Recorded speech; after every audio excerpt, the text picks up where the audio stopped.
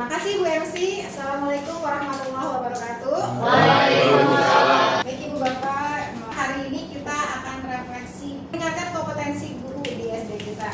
Nah, sebelum dimulai kita ice breaking dulu. Mau ice breaking dulu kan nggak mau langsung aja? Ice breaking boleh dulu.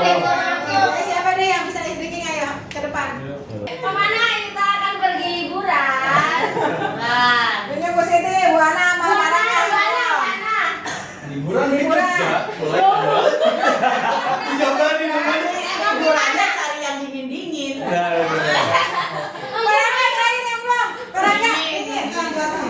Yang dingin itu es buah kelapa.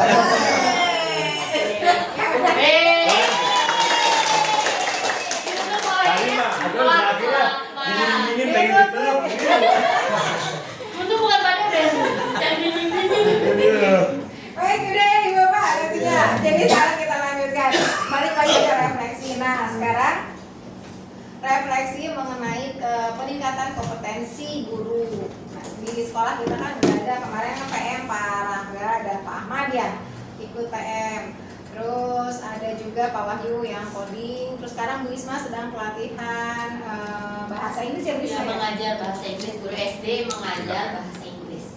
Ya karena nanti insya Allah akan jadi mata pelajaran wajib itu bahasa Inggris. Jadi memang butuh untuk peningkatan kompetensi guru, terutama saya sebagai kepala sekolah juga sama butuh peningkatan. Jadi kita harus upgrade ilmu kita, gimana caranya supaya kita itu dari hari ke hari itu bisa berkembang, nggak stuck di situ aja. Setuju nggak sih? Setuju.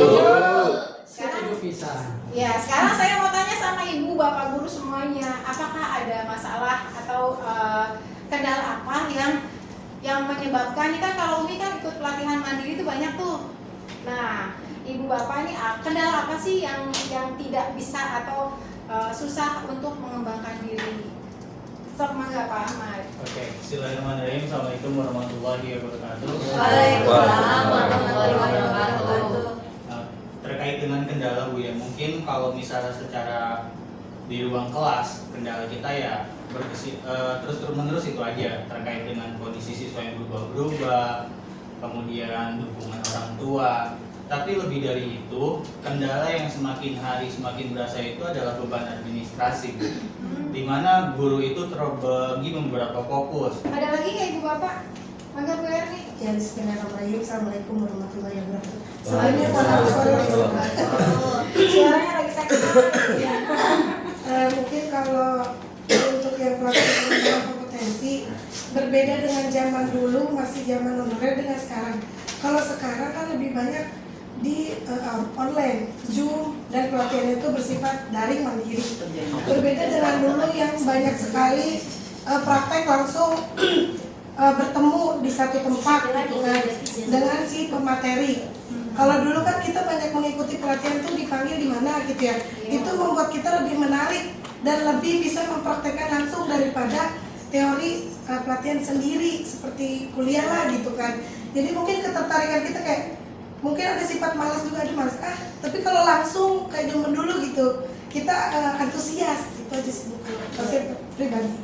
Ya makasih Bu Erni. Memang iya sih, memang iya. Jadi kalau misalnya kita ketemu langsung face to face kayak gini kan beda ya kalau kita Zoom meeting ya. Itu kan nggak ketemu, nggak ada interaksi langsungnya, itu beda memang. Makasih Bu Erni masukannya yang sudah mengutarakan unek-unek ya. Ada lagi nggak Ibu Bapak unek-uneknya seperti apa yang mudah-mudahan nanti pemangku kebijakan itu bisa mempertimbangkan memang lebih enak itu pelatihan itu langsung ketemu face to face daripada online. Ada lagi kah? Atau sama? Bu Isma sama? Sama lebih menarik. Nah iya sekarang kan Bu Isma nih lagi ngadain pelatihan online yang tiap hari ya, yang bahasa Inggris itu baru kemarin sekali kan, baru offline-nya. Offline-nya sekali. Nah, mungkin Bu Isma bisa ceritain pengalamannya. Bismillahirrahmanirrahim. Saya izin sharing sedikit aja ya Bu. Boleh. Jadi kan karena kita basicnya itu guru SD yang notabene itu kita udah belajar itu semua banyak mata pelajaran gitu kan.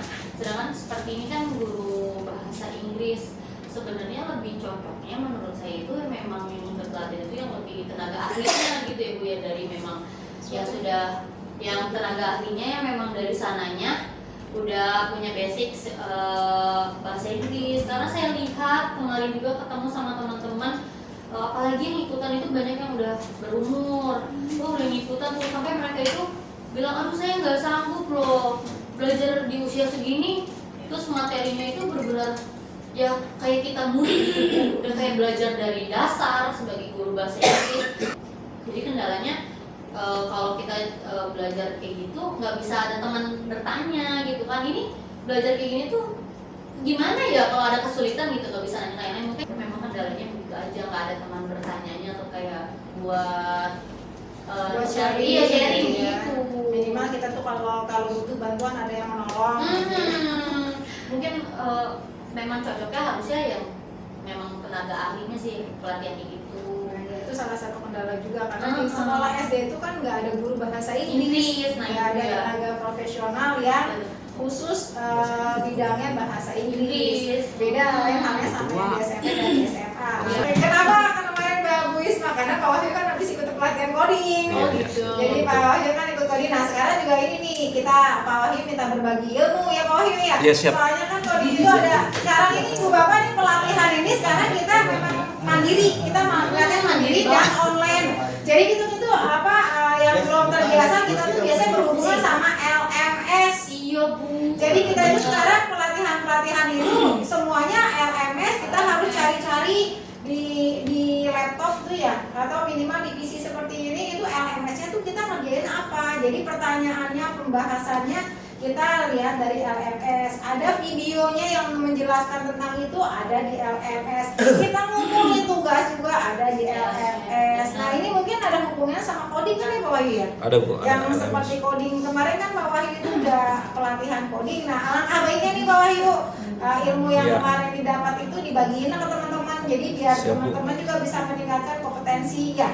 Biar semuanya itu bisa lebih punya gambaran dan paham tentang coding ini kan, karena coding juga enggak, sekarang kan anak ada TKA, terus ada apa lagi sih yang AMBK, itu berhubungan banget sama TIK, sama yang teknologi seperti ini. Nah sekarang kita mau dapat ilmunya nih dari Pak Wahyu. Ya Pak Wahyu ya, udah jago Ya. kan selain bahasa Inggris juga yang coding-codingan. Multi talent. Pakai sepatunya dong. Pakai sepatunya warna putih. Saya minta duduk ya Pak Wahyu. Tepuk tangan dulu ya. Silakan Pak Wahyu. Terima kasih Bu waktunya. Ya, sama-sama Ya. Pak Wahyu. Assalamualaikum warahmatullahi wabarakatuh. Waalaikumsalam.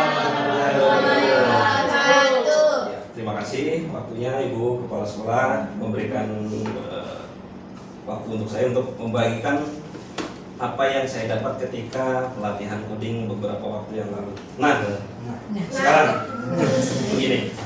Mudah-mudahan apa yang saya sampaikan minimal bisa memberikan gambaran pada kita kenapa sih kita harus belajar coding, itu dulu deh ya. Jadi ketika kenapa kita belajar coding, salah satu alasannya karena memang kita udah nggak bisa menutup mata ya, karena sekarang kan perkembangan teknologinya berbeda dengan 20-30 tahun yang lalu. Jadi budaya digitalnya, literasi digitalnya juga berbeda.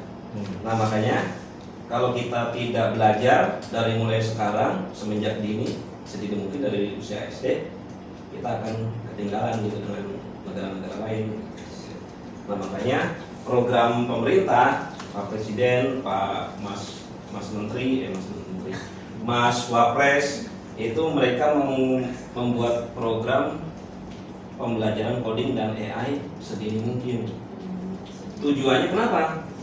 Kita itu kedepannya supaya lahir programmer andalan, mereka bisa menemukan sesuatu inovasi yang bisa digunakan gitu, minimal untuk masyarakat Indonesia sendiri ya, barangkali bisa juga dipakai oleh masyarakat yang ada di luar Indonesia juga.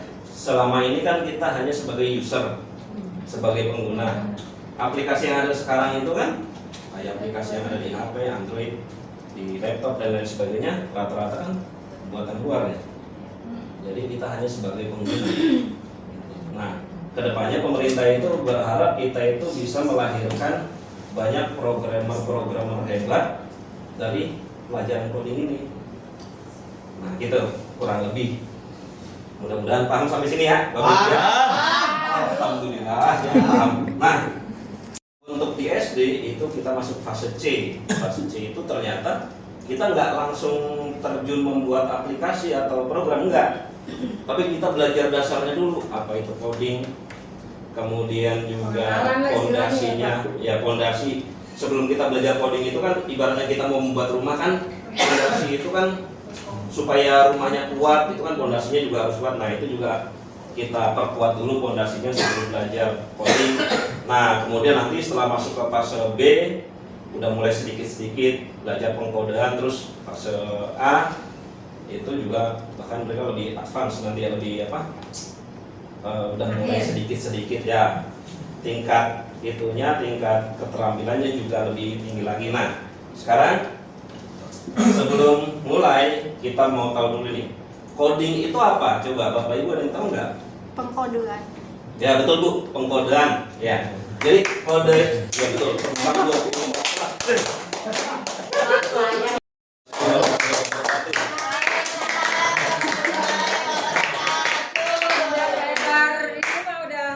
Ya kita kasih aplaus. Ilmunya sangat bermanfaat. Makasih Pak Wahyu buat ilmunya. Saya juga sama baru belajar kayak coding gini. Jadi saya simpulkan aja untuk coding ini kita harus berpikir komputasional. Nah itu Pak Wahyu ya. Iya, betul Bu. Jadi nggak mau suka nggak suka kita pasti akan berhubungan selalu sama namanya ya ini produk-produk baru coding Ya. ini, terutama untuk anak. Jadi yang saya dapat simpulkan ini. Jadi anak-anak sedini mungkin harus kita biasakan untuk mengenal, pertama mengenal dan mempelajarinya dari sedini mungkin. Jadi kita yang kedua itu yang saya simpulkan itu kita jangan melawan teknologi, tapi kita harus beradaptasi dengan teknologi, termasuk dengan cara kita menyampaikan ke peserta didik. Karena sekarang anak-anak sekarang itu kan mainnya gadget. Nah kalau dilarang itu ya bukannya benar kalau kata saya, tapi kita berdamailah dengan keadaan dan beradaptasi gimana kita caranya anak-anak itu menggunakan teknologi tapi tidak kebablasan. Jadi bisa mengalihkan. Ya betul sekali. Seperti kita ada mengenal dua mata pisau kalau kata saya Pak Wahyu dan yang ibu bapak yang lain ya. Kecanggihan teknologi ini seperti kita memegang dua mata pisau, kan pisau itu yang tajam ada yang tumpul. Jadi gimana caranya kita menggunakan, kalau pisau digunakan dengan untuk yang baik itu sangat bermanfaat. Beda halnya kalau pisau itu digunakan untuk hal-hal yang tidak baik, itu karena pasti akan banyak masalah yang timbul ya. Nah sama penggunaan teknologi ini juga sama. Untuk ibu bapak jangan alergi sama teknologi, tapi kita harus beradaptasi dan kita harus bijak menggunakan teknologi. Ya seperti itu ya ibu bapak ya. Terima kasih untuk refleksi hari ini. Untuk selanjutnya nanti mungkin kita harus mengadakan refleksi seperti ini lagi untuk kemajuan buat kita juga, untuk mengembangkan kompetensi diri kita juga. Terima kasih ibu bapak. Mohon maaf bila ada kekurangan. Assalamualaikum warahmatullahi wabarakatuh. Waalaikumsalam.